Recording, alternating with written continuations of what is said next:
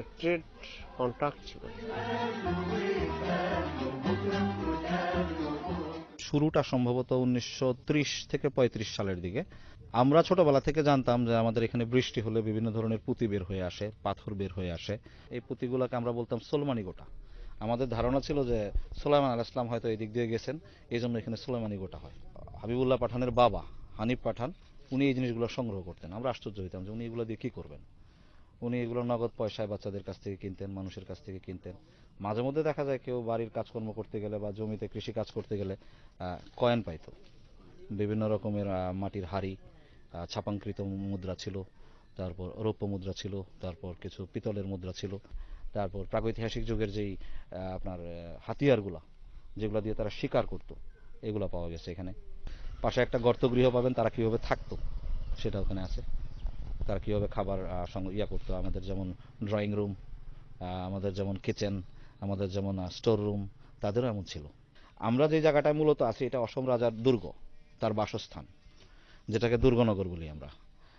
অসম রাজার বাসস্থান ছিল এটা। এই বাসস্থানের ভিতরে দুর্গ প্রাচীর থেকে শুরু করে এই পর্যন্ত সম্ভবত 20 মিটারের মতন রাস্তা এখনো পর্যন্ত বের হয়ে আসছে। বাকিটুকু এখনো বের হয়ে আসে নাই।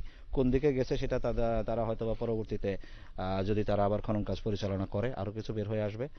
এখন যে জায়গায় আমরা দাঁড়ায় আছি এই রাস্তাটাকে বলে আপনার টলেমি বর্ণিত একটা সিল্ক রুটের কথা আমরা একসময় শুনছি।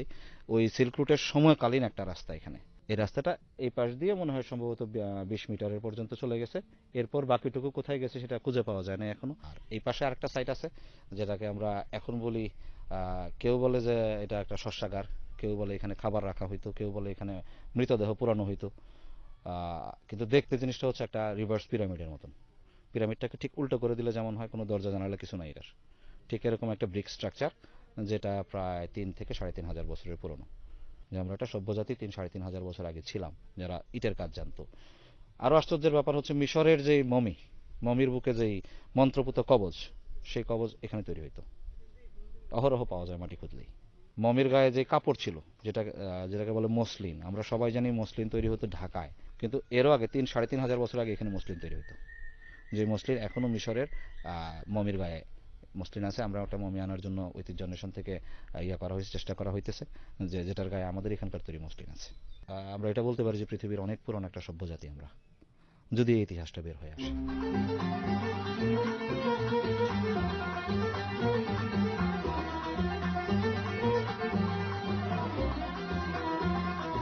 এইরকম আমরা কিছু নাই, যদি সরকার নিয়ে যায় তাহলে আমরা একটা সাইড দিব, একটা জায়গা দিব। এটা আমরা সবাই প্রোগ্রাম যদি নেয় তাহলে নিব, আমরা কোনো অমত না। আরিয়াল খান।